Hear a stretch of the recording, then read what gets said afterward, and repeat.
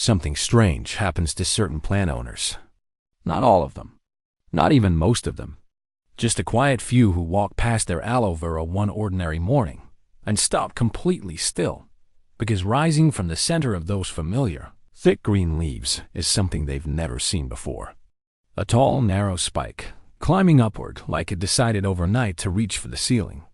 And hanging from it, clusters of small tubular flowers, orange, red, gold, colors you never expected to see on a plant you thought you already knew. Most people's first instinct is panic. Something's wrong. Something's changing. But here's the question that should follow that moment, the one that almost nobody asks. Why now? Why here?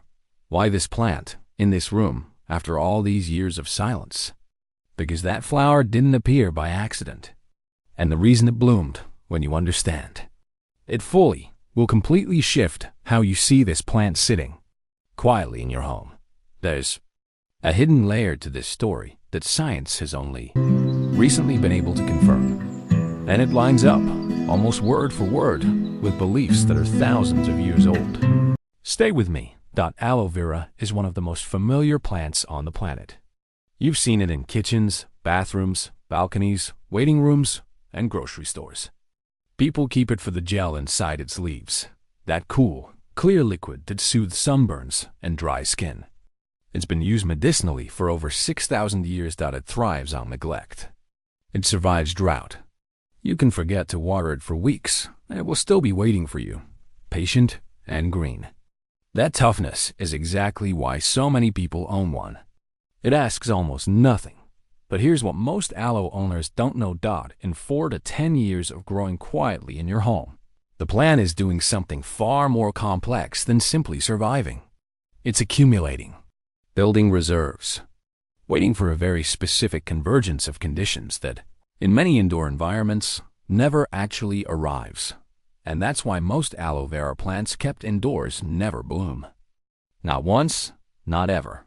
The ones that do, they're telling you something. The question is, what exactly are they saying? And who or what triggers the signal? Here's where the mystery deepens. Aloe vera in the wild, growing across the sun-baked landscapes of the Arabian Peninsula and East Africa, blooms regularly, year after year. Its environment provides exactly what it needs: blazing days, cold nights, dry seasons followed by brief moisture, and the kind of sun exposure that indoor plants can only dream about. But bring it inside. Place it in a comfortable room with steady temperatures and filtered window light and reliable watering, and that same plant may never bloom at all. So the bloom isn't automatic.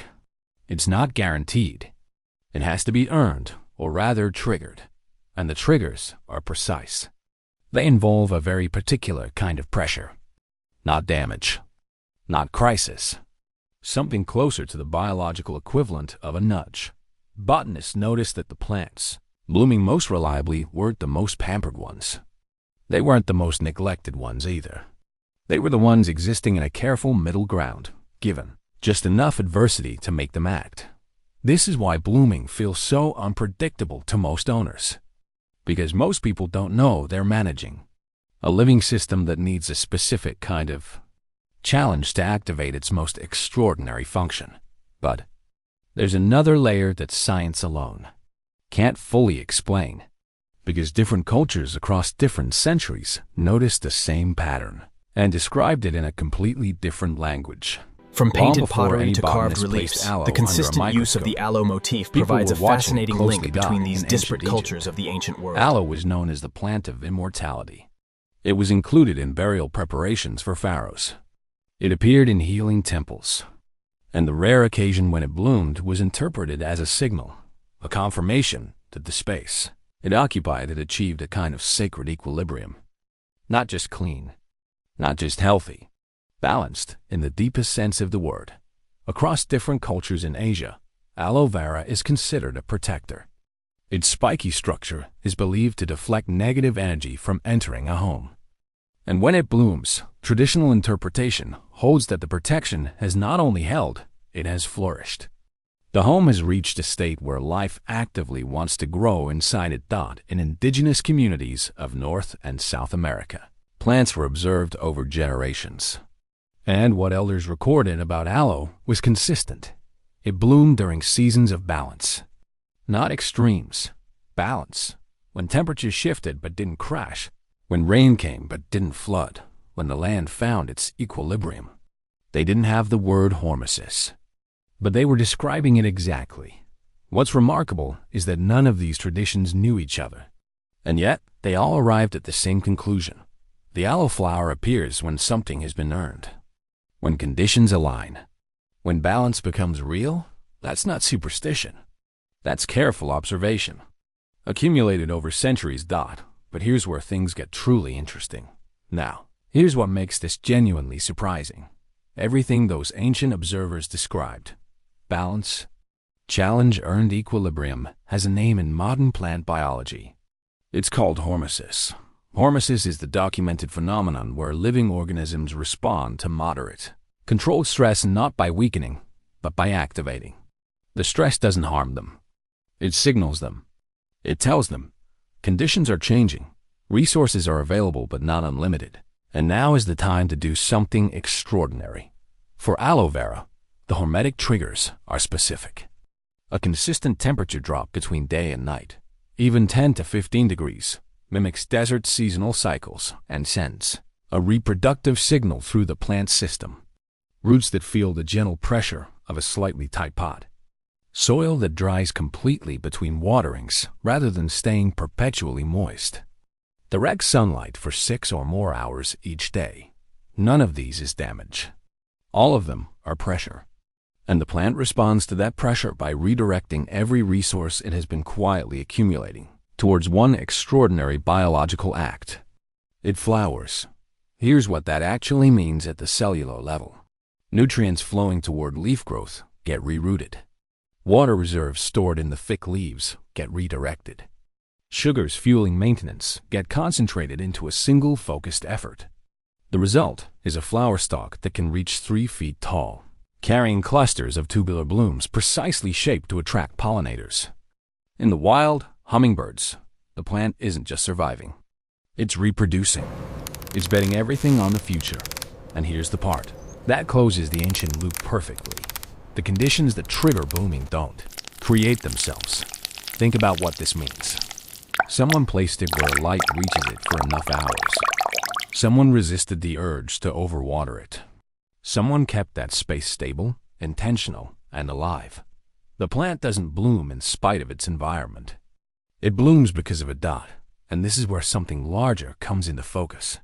The principle operating inside that flowering plant is the same principle that operates inside athletes training with progressive overload. Students working through problems just difficult enough to stretch them. And anyone building something real in the space between comfort and collapse. Growth doesn't come from endless ease. It doesn't come from unchecked hardship either. It comes from that precise intersection where care and challenge coexist. If you want to give your aloe vera the conditions it needs, the practical steps are straightforward. Place it in the brightest spot available. South or west-facing windows work best. Water it deeply, but only when the soil has gone completely dry. Roughly every 2 to 3 weeks in most homes. Use a fast-draining cactus mix so roots never sit in moisture. And if possible, let it experience real temperature swings. A window that gets noticeably cooler at night is ideal. One often overlooked step. If your aloe has been in the same pot for more than 2 years, consider leaving it there. Slightly root-bound plants receive a gentle biological signal. Don't repot just for the sake of it. During spring and summer, a diluted succulent fertilizer once a month can help. Nothing in winter. The plant needs that rest. That dormancy is part of the process. And then, mostly, you wait. You care without controlling. You maintain without hovering. That balance, as it turns out, is the whole point. The aloe vera flower lasts only a few weeks. That spike you waited years for. It opens, it glows, it feeds whatever comes near it. And then quietly fades. There's something in that worth sitting with. A plant that can survive almost anything. That stores what it needs and waits without urgency. Eventually reaches a moment where it doesn't just survive. It gives. It opens entirely. Not because conditions were perfect, because they were balanced. The ancient Egyptians called it sacred purity. Indigenous plant observers called it seasonal harmony. Scientists call it hormesis. They're all pointing at the same threshold, the point where accumulated patience meets the right kind of pressure. And something extraordinary becomes possible, whether your aloe has bloomed or not. There's a question worth asking the next time you pass it. What are you accumulating quietly? And what would it take for the right conditions to finally arrive?